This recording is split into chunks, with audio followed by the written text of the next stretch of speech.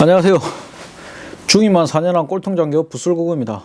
제가 중위만 4년한 이유가 항명을 했습니다. 지휘관이 똑바르지 못했기 때문에 불합리한 지시, 뭐 어떤 여러 가지 이유 때문에 기무에다가 이제 의견을 모아가지고 병사들 또는 간부들을 대표해서 총대 메고 신고를 했었죠. 그래가지고 제가 항명이란 이제 어떻게 보면 제목으로 견책을 받았습니다. 그래서 군대에서는 이 항명이라는 것을 엄청나게 무거운 죄로 취급을 하죠.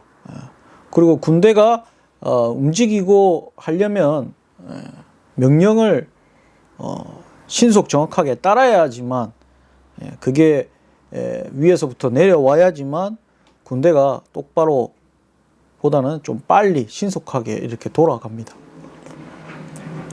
제가 화요일날, 저번 주 화요일날 축구를 끝나고 집에 왔는데 TV를 켰습니다. 이 무슨 개소리인지 윤석열 대통령이 계엄을 선포한다고 합니다. 뭐 반란군, 뭐 처단, 뭐 이런 단어를 쓰면서, 아니 우리나라의 자유민주주의 국가에서 당연히 반대의 의견을 제시를 할 수 있고 또 그런 제시를 하는 과정에서 법적인 어떤 문제 없이 그들이 요구할 수 있는 그런 제도적인 절차 뭐 이런 것들을 거쳐가지고 하는 반대의 의견을 가진 어떤 당에서 하는 합법적인 것들이죠. 물론 이제 그것을 이제 대통령이 절대 어떤 다수의 당을 보유한 반대 당과 대화를 하든 뭐 다른 방법을 쓰든 민주적인 어떤 방법을 통해 가지고 해결해 나가야 되는 게 대통령의 어떤 역할이죠. 하지만 윤석열 대통령은 계엄을 선포했습니다. 이게 무슨 정말 말도 안 되는 일입니까? 저도 이제 계엄을 선포한다고 해가지고 계엄? 저는 겪어보지도 않은 일이기 때문에 제가 80년생입니다. 그러다 보니까 이게 무슨 그러더니 이제 국회에서 국회의원들이 국회로 모여가지고 다시 의결을 해서 2시간 만에 계엄이 해제가 됐죠. 저는 해제가 되고 나서 이 무슨 해프닝이냐 하면서 또 윤석열 대통령이 뭐 하기를 뭐 야당에서 뭐 하는 일마다 태클을 거니까 열받아서 뭐 이렇게 했다는 식으로 이야기를 했습니다. 대수롭지 않게. 이런 사람이 대통령으로 됐다는 것 자체가 뭐 그것도 민주주의 국가니까 가능한 이야기죠. 뭐 어떻게 보면 이런 다 절차들이 정말 우리나라는 자유민주주의인 게 맞다는 게 생각이 듭니다. 군 통수권자가 권력을 가지고 있는 사람이 국회를 무너뜨리기 위해서 계엄을 선포하고 그 계엄을 선포한 것을 국회에서 국회에 모여가지고 그거를 의결을 해서 빠른 시간에 계엄령을 해제를 시키고 이런 게 어떤 민주적인 정상적인 국가에서 일어날 수 있는 일들이라고 생각을 하거든요. 다만 이제 이 과정에서 계엄군이라고 이야기를 하죠. 지금 현재 대통령이 군 통수권자이기 때문에 가장 강력한 우리나라는 총기 소유 국가, 소지 국가가 아니다 보니까 가장 강력한 힘이죠, 힘.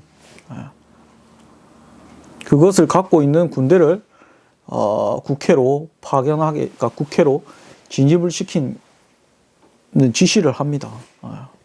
이런 지시를 대통령이 군 통수권자가 내렸을 때 밑에 있는 군인들이 따라야 될까요? 따르지 말아야 될까요? 명령을 따르면 반란, 명령을 따르지 않으면 항명, 여러분 이런 입장이라면 예, 어떠시겠습니까? 저는 이제 군대에 있을 때 항명을 했죠. 저도 만약에 현재 그런 상황이라면 항명을 했을 겁니다. 저희 부대는 안 나갑니다. 제가 만약에 있으면 제 밑에 있는 부대는 안 나가는 거죠. 참 안타깝습니다. 707, 뭐 특전사, 어떻게 보면 한국 군인들 중에 가장 체력도 좋고 선별된 인원들이고 특수한 교육을 받은 인원들이기 때문에 그런 인원들이 대통령의 군 통수권자의 이런 대도 안 하는 이런 지시를 내렸을 때 대통령의 지시이기 때문에 참 고민이 많았을 것 같습니다.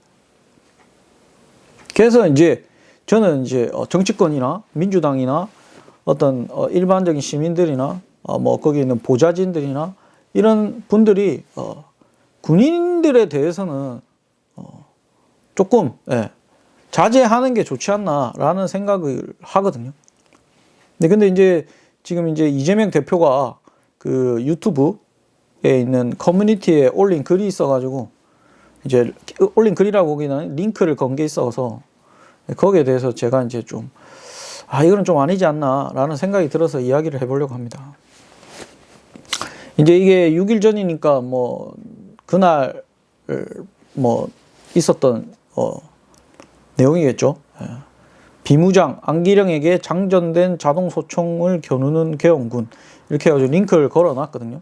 그래서 그 들어가서 영상을 보면은 근데 어떻게 보면 이제 총 개인 하기 군인에서 개인 하기 총은 이거는 자기 목숨과도 같은 겁니다. 절대 건드려서는 안 됩니다.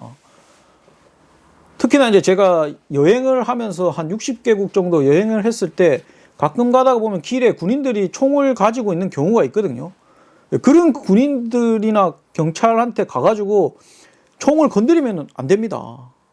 바로 사격을 하든지 바로 엄청 위험한 겁니다. 총 또한 초등학생이나 유치원생도 총을 들고 있으면 엄청나게 위험하죠. 미국의 총기 소지 국가지만 유치원생이나 초등학생이 총을 들고 있다가 사격을 해가지고 부모나 옆에 있는 뭐 형제나 뭐 이렇게 해가지고 사망하는 경우가 종종 있지 않습니까? 지금 같은 경우는 물론 이제 군인들이 이렇게 왔기 때문에 흥분해서 그렇게 할 수 있는데 안기령 같은 경우 여자다 보니까 군대를 안 갔겠죠. 그러니까 이제 대부분 남자들은 그렇게 하지는 않잖아요. 총을 뺏는다든지 총을 뺏으려 한다는 행동을 한다든지 총구를 막 잡아 당긴다. 만약에 이게 진짜 여기서는 장전됐다고 하는데 장전되지는 않았다고 합니다. 만약에 진짜 정말 탄창에 실탄이 있어가지고 그거를 결합을 한 다음에 탄창을 결합을 하고 노이즈 전진해서 조정을 안전한 상태에서 장전된 상태였다. 면 더 위험한 겁니다. 그러다가 탄이 발사돼가지고 지금 가까운 거리이기 때문에 아마 탄이 발사되면 가슴을 관통해가지고 뒤에 있는 사람까지 더 맞을 수 있습니다. 그렇게 됐을 때 그 상황에서 그런 상황이 발생됐을 때 사람들 가만히 있겠습니까? 더 달려들 것이고 그렇다 보면은 자기들 위험하다 생각되면 특전사 또는 707 이런 인원들이 자기를 보호하기 위해서 또는 동료를 보호하기 위해서 2차, 3차의 사태가 벌어질 수 있는 상황입니다. 이거 엄청나게 위험한 겁니다. 이거는 어떻게 보면 이제 이렇다고 이재명 대표가 이제 뭐 비판하고 싶어서 이렇게 했지만 이거는 조금 이제 안기령 이분이 조금 조금 오버한 절대 건드려서는 안 될 총을 건드렸다고 생각이 듭니다.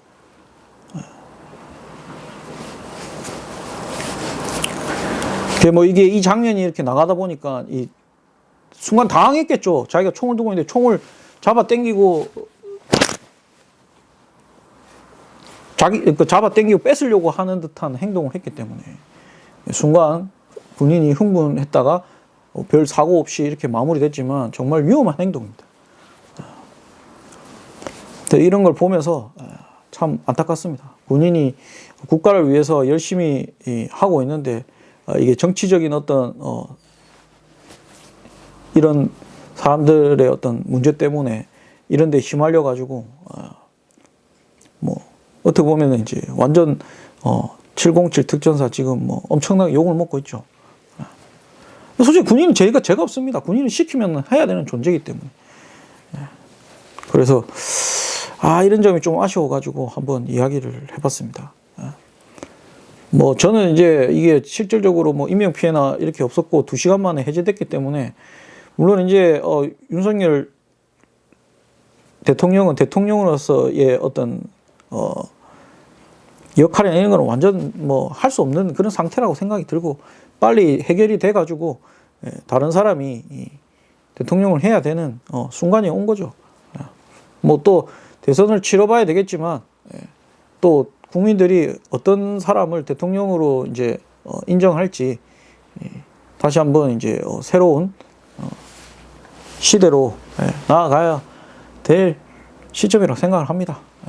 좀 빨리 조속히 좀 빨리 해결이 돼서 뭐 방향만 정해지면 되지 않겠습니까? 탄핵이든 뭐 하야든 뭐든 딱 정해져서 빨리 방향이 정해지면 거기에 맞게 또 우리나라는 또 빨리 이렇게 되기 때문에 민주주의 국가 아닙니까? 이렇게 될 수도 있고 저렇게 될 수도 있고 그렇기 때문에 저는 조금 군인들의 비난이 좀 커지는 시점에서 군인들은 명령에 따르는 사람들이기 때문에 어쩔 수 없습니다. 나중에 진짜 국가가 위기가 되고 이렇게 했을 때 군인들이 최후의 어떻게 보면 국가를 지키는 그런 역할을 하기 때문에 너무 비난을 자제해 주시기 바랍니다. 이상입니다.